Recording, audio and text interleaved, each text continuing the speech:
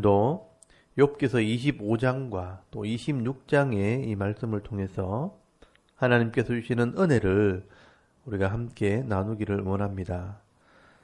오늘 이 욥기서 25장에는 이 수아 사람 빌닷의 마지막 변론이 기록이 되어 있습니다. 이 욥의 친구 세 사람, 이 엘리바스, 또 빌닷, 소발이 욥을 위로하러 왔다가 지금 돌아가면서 욥을 권면하다가 또 책망하다가 이제 정죄까지 하게 됩니다. 여러분, 이렇게 세 사람이 총 3번을 돌아가면서 자기 의견을 이렇게 말하게 되는데요. 욥이 이 세 사람의 말에 조금도 밀리지 않습니다. 그래도 엘리바스는 나이가 많은 사람이라 경험을 가지고 이제 밀어붙이지만 이 빌닷은 더 이상 욥을 이길 수가 없습니다. 그래서 오늘 본문에 보시면 굉장히 말이 짧아졌다는 것을 우리가 알 수가 있습니다. 그에 반해서 여러분, 욥은 이 빌닷의 말에 6장에 걸쳐서 답을 하고 있습니다. 그리고 이 다음 사람 소발은 아예 3번째 변론을 하지도 못합니다. 그만큼 욥의 친구들이 단순한 이런 신앙의 원리를 가지고 욥의 고난의 문제를 설명하려고 하다 보니 설명하는데 한계가 온 것입니다. 그래서 오늘 본문에는 이 빌닷은 다른 말은 못하고요, 그래도 우리가 하나님 앞에서 어찌 의롭다 할 수 있겠나 하면서 교만하지 말 것을 권면을 하게 됩니다. 여러분, 2절에 보시면 이 빌닷은 욥과 같이 하나님의 주권을 먼저 이야기를 합니다. 하나님은 주권과 위엄을 가지셨고 높은 곳에서 화평을 베푸시느니라. 그의 군대를 어찌 계수할 수 있으랴. 그가 비추는 광명을 받지 않는 자가 누구냐라고 말씀을 합니다. 하나님은 이 땅을 통치하시는 분이라고 지금 말씀을 합니다. 그리고 높은 곳에서 평화, 이 샬롬을 주시는 분이라고 말씀을 합니다. 그리고 대적하는 자를 치는 군대를 가지신 분이기도 하고 빛을 비추듯이 모든 사람들을 다스리고 승리하시는 분이라고 말씀을 하는 거죠. 그렇기 때문에 4절에 보시면 그런즉 하나님 앞에서 사람이 어찌 의롭다 하며 여자에게서 난 자가 어찌 깨끗하다 하랴 라고 말씀을 하는데요. 이러면 하나님 앞에서 우리 죄인들이 감히 의롭다 깨끗하다 말할 수 있겠는가? 이 말은 욥에게 잘난 척 하지 말라는 것입니다. 그리고 빌닷은 더 이상 욥의 말에 대답할 말이 없습니다. 욥이 더 이상 죄인이라고 우길 수도 없고 또 증명할 길도 없는 겁니다.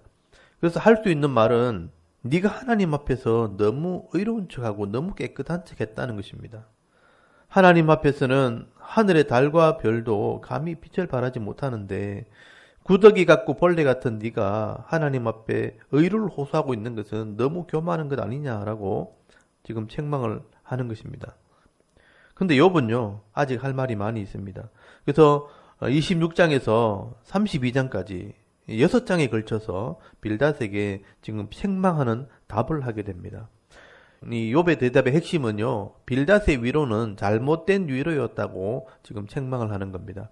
그래서 26장 거기 2절에서 4절까지 이렇게 말씀을 보시면 네가 힘없는 자를 참 잘도 도와주는구나.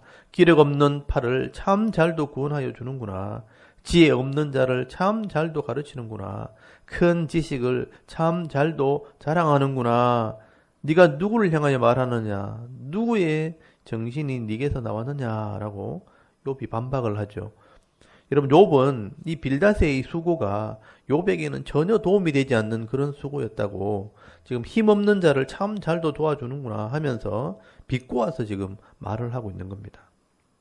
이 빌닷이 욥을 책망하는 말은 어떻게 보면 자기 지혜 그리고 자기 지식을 자랑할 뿐 욥의 이 고난의 문제를 해결하지는 못했다는 것을 지금 말씀을 하고 있는 겁니다. 그래서 욥은 적은 지식으로 욥을 정죄했던 이 빌닷에게 하나님에 대한 지식을 가지고 도리어 교훈을 하게 되는 겁니다. 그래서 여러분, 26장 5절부터 14절까지는요, 하나님에 대한 이런 무한한 능력과 광대하심에 대해서 설명을 하게 됩니다. 여러분, 5절을 보시면 죽은 자의 영들과 물 밑에 있는 것들도 하나님 앞에 떤다라고 말씀을 합니다. 6절에는요, 엄부와 멸망의 구덩이도 하나님 앞에서는 버섯 몸처럼 드러나느니라 라고 말씀을 하는 겁니다. 여러분, 이것은 보이는 세계뿐만 아니라 보이지 않는 이런 천상의 세계도 하나님의 다스림 안에 있다는 것을 지금 욥이 설명을 하는 겁니다.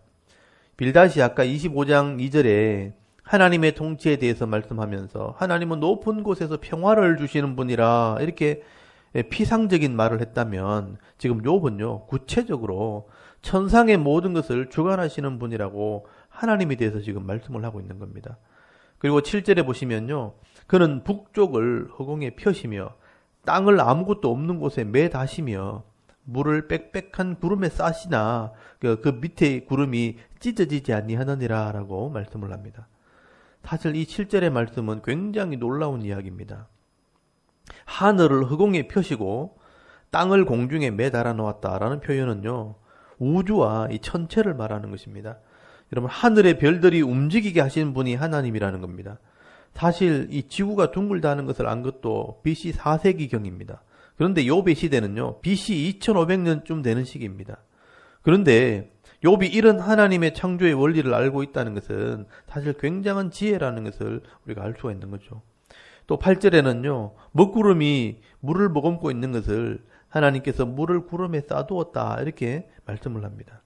또 9절에는 자기의 구름을 하늘에 펼 때 보름달을 가리셨다라고 지금 해석을 해놓았는데요. 원래 이 보름달이란 말이 히브리 원어의 케세라는 말은 영광스러운 자리 또는 보좌라는 뜻입니다.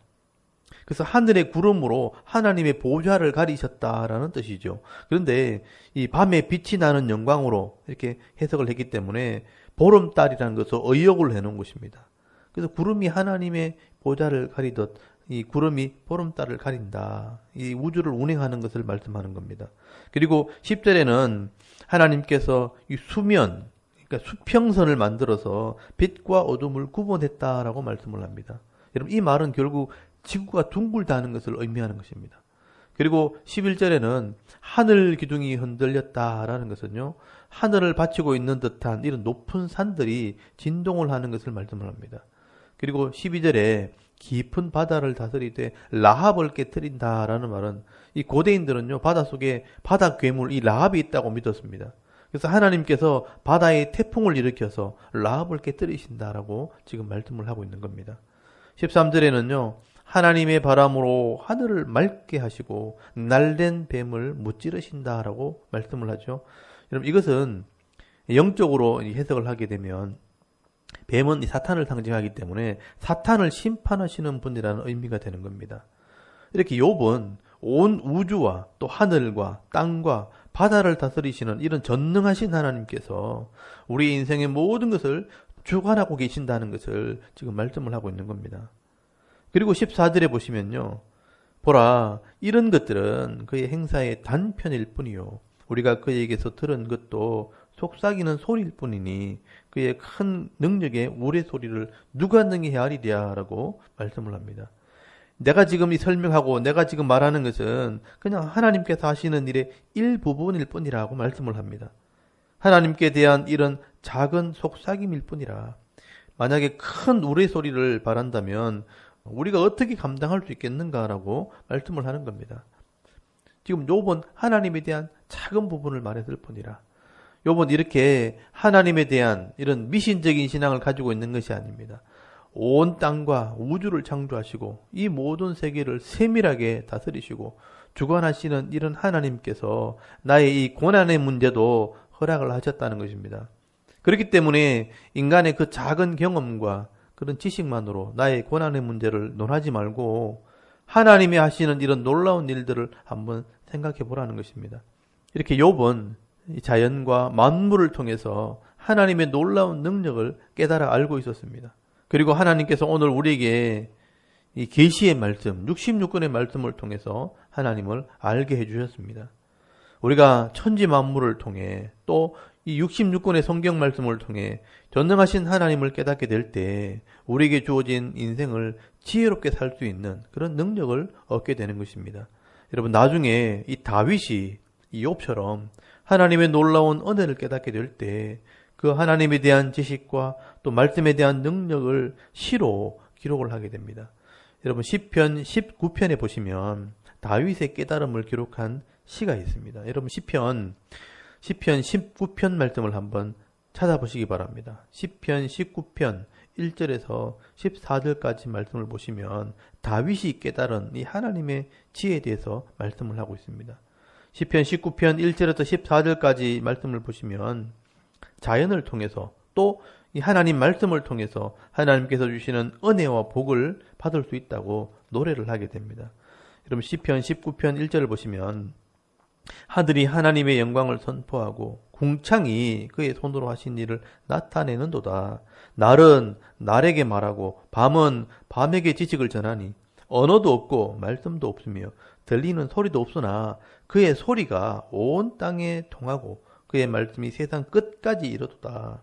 하나님이 해를 위하여 하늘에 장막을 베푸셨도다.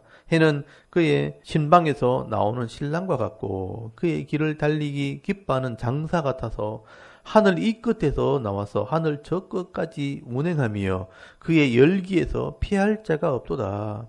하나님의 율법은 완전하여 영혼을 소성시키며 여호와의 증거는 확실하여 우둔한 자를 지혜롭게 하며 여호와의 교훈은 정직하여 마음을 기쁘게 하고 여호와의 계명은 순결하여 눈을 밝게 하시도다. 여호와를 경외하는 도는 정결하여 영원까지 이르고 여호와의 법도 진실하여 다 의로우니 금 곧 많은 순금보다 더 사모할 것이며 꿀과 송이꿀보다 더 달도다. 또 주의 종이 이것으로 경고를 받고 이것을 지킴으로 상이 크니이다. 자기 허물을 능히 깨달을 자 누구리요. 나를 숨은 허물에서 벗어나게 하소서. 또 주의 종에게 고의로 죄를 짓지 말게 하사 그 죄가 나를 주장하지 못하게 하소서. 그리하면 내가 정직하여 큰 죄가에서 벗어나겠나이다. 나의 반석이시요 나의 구속자이신 여호와여, 내 입의 말과 마음의 묵상이 주님 앞에 연락되기를 원하나이다. 아멘. 여러분 다윗은요, 하늘과 땅과 낮과 밤은 언어도 없는데 그 소리가 온 땅에 통하고 그 말씀이 세상 끝까지 이른다라고 말씀을 합니다. 이렇게 자연을 통해서 하나님을 아는 것을 우리가 일반 계시라고 말씀을 합니다. 이 자연 만물 속에 하나님을 아는 지식이 있다는 겁니다. 그리고 또 여호와의 율법, 하나님이 주신 이 말씀이 우리 영혼을 살리고 또 지혜를 주고 기쁨을 주고 눈을 밝게 하고 영원까지 이르게 한다라고 말씀을 합니다. 이런 말씀을 통해서 하나님을 아는 것을 우리는 특별 계시라 이렇게 말씀을 합니다.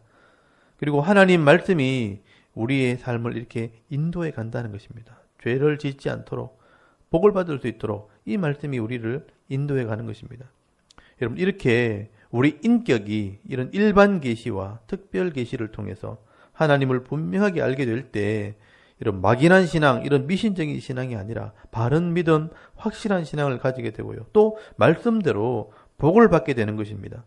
여러분 오늘 본문에 나오는 이런 욥이나 이 다윗은요, 이런 하나님에 대한 분명한 지식이 있었기 때문에 이 까닭없는 이런 고난 속에서도 또 친구들의 이런 비난 속에서도 하나님에 대한 신앙을 버리지 않고 선악을 분별하고 다른 사람들을 옳은 대로 인도하는 그런 역할을 감당하게 되어지는 것을 보게 되는 겁니다. 여러분 오늘도 여러분 이 말씀을 통해서 우리가 이 자연을 통해 또는 이 하나님 말씀을 통해 하나님께서 하시는 이 놀라운 일들을 여러분 깨달아서 이 땅에서 지혜롭게 살 뿐 아니라 하나님을 보여주고 증거하며 살아갈 수 있는 저와 여러분의 이런 영적인 모습이 될 수 있기를 주의 이름으로 축원합니다. 아멘. 잠깐 우리 기도드리겠습니다. 하나님 오늘도